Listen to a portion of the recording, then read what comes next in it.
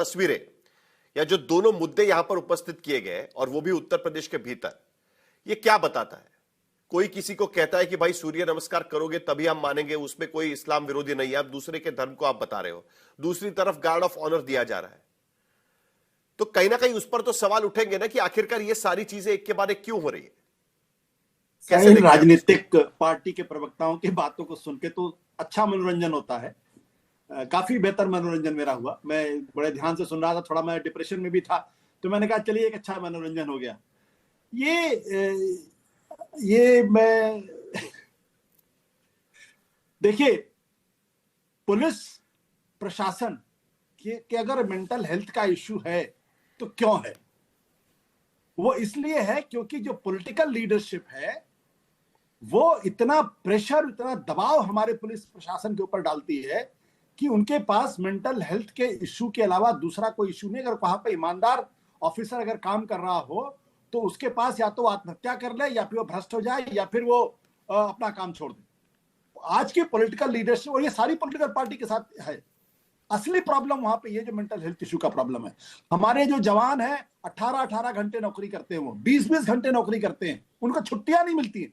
CSDS का एक सर्वे आज से 4 साल पहले आया था, अगर आप देख लें तो वो पूरी तरीके से स्पष्ट हो जाएगा। सुप्रीम कोर्ट का ऑर्डर है जो प्रकाश सिंह के संदर्भ में दिया गया था, कोई सरकार इस देश की उस ऑर्डर को लागू करने के लिए तैयार नहीं है। इसलिए हिंदुस्तान का जो पुलिस प्रशासन है, जो हमारा पुलिस अमला है, वो इसलिए मेंटल हेल्थ इशू से समझ रहा।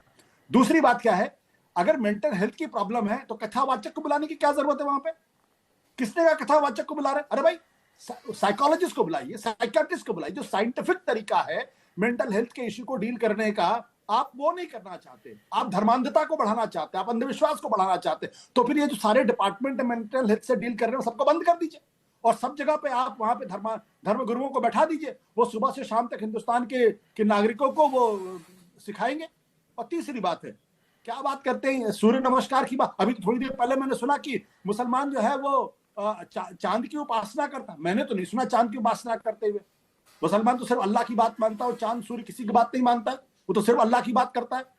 और जो लोग ये बात लिखते हैं उनकी बात अलग है। और चौथी बात मैं आपको बता दूं, शायद लोगों का ज्ञान नहीं होगा, अकबर बादशाह वो सुबह उठ के सूर्य नमस्कार करते थे। बहुत कम लोगों को पता होगा। उनको तो आप पता नहीं किन किन किन किन किन शब्दों से नवाजते हैं। तो बेसिकली ये जो पूरी की पूरी कोशिश है, मैं तो साफ तौर पे कहता हूं भाई, पाकिस्तान में एक दिन अचानक उन्होंने कहा कि वो इस्लामिक रिपब्लिक है, सबने मान लिया। आप एक दिन खड़े हो जाइए, बोले हिंदू राष्ट्र है, उसके बाद कथावाचक से करवाना, कथावाचक से कराइए, आसाराम बापू से कराना, आसाराम बापू से कराइए, राम रहीम से कराना, उनसे करा दीजिए, जिनसे कराना चाहे करा दीजिए ना, किसको प्रॉब्लम होगी। लेकिन जब तक संविधान जिंदा है तब तक इस तरीके की हरकतों से आप सिर्फ हिंदुस्तान का मजाक उड़वाते हैं, इसके अलावा कुछ नहीं। ये सारी चर्चाएं देश दुनिया में जाती हैं, लोग सुन के कहते हैं कि ये हिंदुस्तान क्या है, ग्रेटेस्ट डेमोक्रेसी हुआ करती थी, वहां अब इस तरीके की बातें होती है। प्रोफेसर रागी, छवि खराब होती है। नहीं, प्रोफेसर रागी तो मानेंगे कि हिंदू राष्ट्र जवाब देने का, और वो बोल भी चुके हैं। लगा दे, मुझे कोई दिक्कत नहीं आता हूं। मैं तो साफ तौर पे कहता हूं कि भाई संविधान में बदलाव करिए, हिंदू राष्ट्र बनाइए। यार किस बात का डर है भाई? 80% हिंदू हैं, आपको सर पे उठा लेंगे, पलकों पे उठा के रखेंगे। करिए ना हिंदू राष्ट्र, किसने मना किया आपको? है हिम्मत तो करके दिखाओ। प्रोफेसर रागी, पहले तो आशुतोष को एक सलाह देंगे कि हिंदू राष्ट्र और हिंदू राज्य दोनों के बीच में अंतर करना थोड़ा पढ़ लें। किताब लिखने से नहीं जाता है। संघ ये कहता है कि भारत हिंदू राष्ट्र है, और संघ भारत हिंदू राज्य के खिलाफ बात करता है। ये थोड़ा सा अंतर पढ़ना सीख लीजिएगा। दूसरी बात, आज देश में सबसे ज्यादा मुद्दा क्या होना चाहिए था? मदन मित्रा नाम के टीएमसी के एक विधायक ने कहा कि भगवान राम मुसलमान थे। करोड़ों अरबों हिंदुओं की आस्था के साथ इससे बड़ा घटिया मजाक नहीं हो सकता था। और मजेदार बात है, इस देश का बौद्धिक गिरोह, जिसे मैं बार बार कहता हूं बौद्धिक गिरोह, उसमें आशुतोष भी शामिल है, ये बौद्धिक गिरोह इन सब बातों पर बात नहीं करता है। तीसरी बात, आपने कहा कि मौलाना को क्यों नहीं बुलाया जाता? मौलाना कम से कम बौद्धिक कह तो रहे हैं संगीत रागी जी, इसलिए नहीं बुलाया जाता। गिरोह कह रहे ठीक है, लेकिन बौद्धिक भी लगा रहे हैं उसके साथ। 10 सेकंड मुझे बोल तो लेने दीजिए। जैसे आशुतोष, हाँ, बोलिए। मैंने बताया ना, मैं थोड़ा सा हमको हमारा लाइन लेंथ मत खराब कीजिए, मुझे अपनी बात कह लेने दीजिए। नहीं, बोलिए। मौलाना और पादरी को इसलिए नहीं बुलाया जा सकता है इसलिए नहीं बुलाया जा सकता है कि अरविंद महर्षि अरविंद, टैगोर और विवेकानंद तीनों ने इसकी व्याख्या की है कि इस्लाम वी और दे के बीच में अंतर करता है। उसका अपना धर्म जो मजहब नहीं है वो उसके लिए दुश्मन है, बाकी धर्म उसके लिए एनिमी है। भारत की सनातन सभ्यता, संस्कृति और धर्म में इस प्रकार की कोई बात नहीं है। हम वसुधैव कुटुंबकम की बात करते हैं, हमारे यहां तो 33 करोड़ देवी देवता, एक और पंथ आ जाता, क्या फर्क पड़ता है। लेकिन मजहब और धर्म के बीच में अंतर करना सीखे। इस्लाम मजहब है, हिंदू धर्म है, इन दोनों के बीच में अंतर करना सीखना चाहिए। भारत का संविधान पंथ निरपेक्ष है, धर्म निरपेक्ष नहीं है।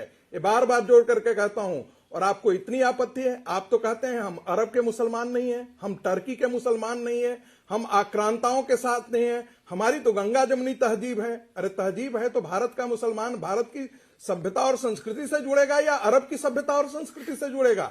आपके पंथ अलग हो सकते हैं लेकिन आपके पुरखे तो अलग नहीं हो सकते, आपकी संस्कृति तो अलग नहीं हो सकती।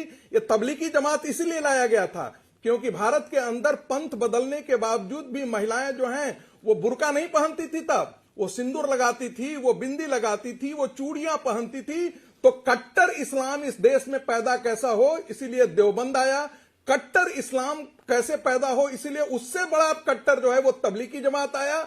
और मजेदार बात है कि भारत की सनातन सभ्यता में आज भी जो मुस्लिम बन गए हैं, गांव में जरा जाकर के देखिए, तो इसका मतलब ये मानकर चले कि जो संविधान में नहीं है सोहर भी गाया उसकी जाता है, सीख देने की कोशिश की जाए। आप दूसरे को बताएंगे कि भाई इस तरीके से आप करिए, तभी आप मानेंगे कि आप एनवायरमेंट की पूजा करते हो।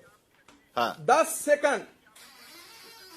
सेकंड दिल्ली के पोल्यूशन में सूर्य नमस्कार कैसे करेंगे? ज्यादा नहीं, मैं सिर्फ इतना देखिए आप हमें सूर्य नहीं दिखता है, उनको 5 टाइम काबा यहां से दिख जाता है। मजेदार बात है, तब हम उनकी आस्था पर सवाल नहीं उठाते हैं। और अरे हमें भी सूर्य बादलों से छुपा हुआ हो कोई बात नहीं, हमें सूर्य दिखाई देता है, समझे कि नहीं? उनको दिख जाता है, हम तो उनकी आस्था पर सवाल नहीं करते हैं। इस प्रकार से हम किसी की आस्था पर सवाल नहीं करते। कोई किसी को दूसरे की आस्था पर सवाल उठाने की जरूरत ही नहीं है ना। भी दिखता है आप किसी भी धर्म को दूसरे की आस्था पर सवाल उठाने की जरूरत है ही नहीं। यही बात तो कही जा रही है। नहीं, यहां मैं तो बिल्कुल कह रहा हूं कि नहीं ही उठाना चाहिए। लेकिन जब आप वी और दे करते हैं और कहते हैं कि भारत का जब आक्रांताओं से बार-बार, अरे आप हमको तालिबान से क्यों तुलना करते हैं, हमको मुजाहिदीनों से क्यों तुलना करते हैं, आप अफगानिस्तान से क्यों तुलना करते हैं, हमको बांग्लादेश में क्या, अरे बांग्लादेश में जो हो रहा है वो देवबंद इस्लाम है। तो इसका मतलब जो हुस्न कह रहे हैं वो सही है, गार्ड ऑफ ऑनर भी सही है, और वो तुम्हारे प्रोफेसर रागी सही है ना, भी कदम रख चुका है। साहिल ठीक है, आशुतोष जवाब। देखिए, एक ही चीज सलाह दूंगा, एक ही सलाह दूंगा कि जो लोग कहते हैं कि ये सब जो धर्म गुरु जो हैं आस्थाएं ये अंधभक्ति पैदा करती हैं, ये जरा उनको पूछे जो हमको काफिर कह करके कहते हैं कि इनके साथ जो भी करना है सब जायज है। अंधभक्ति आशुतोष जवाब दीजिए। चलिए, अनास्था वो ऐसी चीज है जो खतरनाक है। भारत का संत कभी हत्या और संस्कृति को नहीं बढ़ावा देता है। साहिल, मैं आशुतोष, हाँ, मैं संगीत रागी का बड़ा शुक्रगुजार हूँ। मुझे जो बुद्धिजीवी मानते हैं, संघ में तो पढ़ने लिखने की कोई परंपरा ही नहीं है, तो इसलिए वहां बौद्धिक गिरोह या बौद्धिक होने का कोई प्रश्न ही नहीं उठता। पढ़ने लिखने की कोई परंपरा नहीं।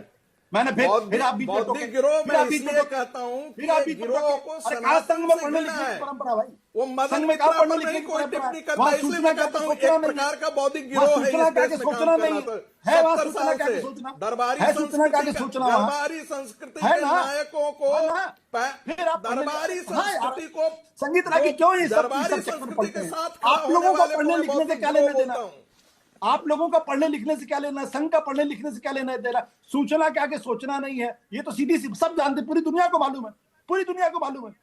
महत्वपूर्ण सवाल क्या है, आरएसएस का गांधी परिवार में जिसके साथ गलत बात, पढ़े लिखे आरएसएस का 12वीं क्लास से ज्यादा कितने लोग पढ़े लिखे थे? आरएसएस को ना तो हिंदू धर्म की समझ है, ना हिंदू धर्म से कोई लेना देना है। और संगीत रागी को मैं चुनौती देता हूं कि 3 सेंटेंस बिना इस्लाम और बिना मुसलमान के बोल के दिखा, 3 सेंटेंस। अगर जिस दिन ये 3 सेंटेंस बिना इस्लाम और बिना मुसलमान के बोल देंगे उस दिन मैं मान लूंगा, क्योंकि ये इनके सॉफ्टवेयर की प्रॉब्लम है। वहां पे सुबह की शाखा में निकलने वाला हर आदमी सिर्फ यही सोचता मुसलमान मुसलमान मुसलमान, और इनका हिंदू धर्म से कोई लेना देना नहीं है। और ये वसुधैव कुटुंबकम की बात करते हैं, इनकी किताबों में लिखा हुआ भाई हिंदुस्तान के 3 दुश्मन। और उसको ये बड़ी दिलचस्प बात है। एक मिनट आशुतोष, एक मिनट। संगीत रागी, सूर्य नमस्कार की अहमियत समझाते समय मुसलमानों का जिक्र जरूरी था? प्रोफेसर रागी, आप सूर्य नमस्कार कितनी जरूरी है ये कह सकते हैं, वो आपको अधिकार है, लेकिन उसमें मुसलमान का जिक्र जरूरी था? ऑब्सेस्ड है, इसको ओसीडी कहते हैं। सूर्य नमस्कार नहीं, एक मिनट, धैर्य रखो मित्र, धैर्य रखो। मुसलमान को सूर्य नमस्कार से भारत की संस्कृति से जोड़ने में इतनी घृणा है क्या? भारत के मुसलमानों को यदि इतनी घृणा है तो इस देश का विभाजन किस लिए हुआ था? मैं तो बार बार यही कहता हूं कि आजाद भारत में भी भारत का हिंदू अपने मंदिरों तक नहीं पहुंच पा रहा है, अपने देव दीपों तक नहीं पहुंच रहा है, अपने पर्व ठीक से नहीं मना रहा है। तो समझ जाइए कि क्या, अरे भाई नहीं तो क्या, जो बीफ खाने वाले पंडित नेहरू थे उनको समझ में आता था? जो गाय की जो काउ प्रोटेक्शन के लिए मिसेस गांधी ने मरवा दिया था हिंदुस्तान को, पंडित नेहरू योगा किया करते थे, आपको याद होगा प्रोफेसर?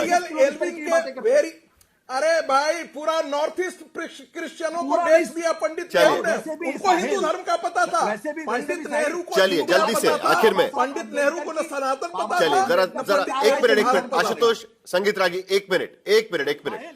अभिक जमाई, आखिर में जिस तरीके की ये चीजें देखी गई है, आपने पूरी डिबेट भी सुनी, क्या आपको लगता है कि ऐसी चीजों पर कहीं ना कहीं सरकार को नियंत्रण करना चाहिए? नहीं, देखिए साहिल भाई, ये बहुत ही प्लान तरीके से दत्तात्रेय हसबोले जी ने ये पूरा बयान दिया हुआ है। मुद्दा आज उत्तर प्रदेश का सबसे बड़ा जब विधानसभा का सत्र शुरू हुआ, मनीष अखिलेश जी ने बहुत साफ कहा कि 1 फुल 2 हाफ, तीनों मिलकर आप सोचिए कि एक कुख्यात कोडीन भाई के पक्ष में पूरी सरकार लग गई है। दत्ता जी जैसे लोगों को पर्यावरण के पक्ष में 30 सेकंड बचे मेरे पास, प्लान तरीके से किया गया, इसको रोका जा सकता है। सूर्य नमस्कार की अहमियत बताइए, लेकिन मुसलमान का नाम क्यों? और ये इस तरीके से ये जो भी गार्ड ऑफ ऑनर और बाकी सारी चीजें, कुछ तो कार्रवाई होगी, कुछ तो बताया जाएगा कि भाई प्रोटोकॉल मेंटेन करें। नहीं, सब वो हो जाएगा। लेकिन अभी आशुतोष जी को जो आपने फुल टॉस दिया था और इतनी हल्की बात कह के गए आशुतोष जी, मैं बहुत दुखी हूं आज। इंटेलेक्चुअल फ्यूडलिज्म जानते हैं आप क्या होता है? बौद्धिक सामंतवाद। आप कह रहे संघ के लोगों को शिक्षा दीक्षा से कोई मतलब नहीं है? दत्तोपंत ठेंगड़ी जी का नाम सुना है आपने? नहीं सुना होगा आपने। थर्ड वे पुस्तकें पढ़ लीजिएगा। पंडित दीनदयाल उपाध्याय का नाम सुना है आपने? एकात्म मानव दर्शन। अटल बिहारी वाजपेयी जी से कोई ज्यादा पढ़ा लिखा हुआ है क्या? कैसी बात करते हैं आप? वाजपेयी जी से कोई बड़ा स्टेट्समैन हुआ है क्या?